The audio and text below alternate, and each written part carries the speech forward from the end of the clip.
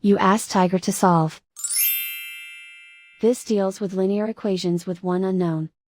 The final result is x equals 1. Let's solve it step by step. Swap sides. Group all constants on the right side of the equation. Subtract 3 from both sides.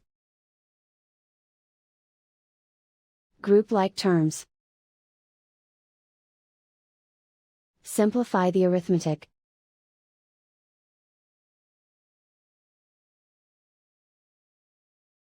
Isolate the x. Divide both sides by 3. Simplify the fraction.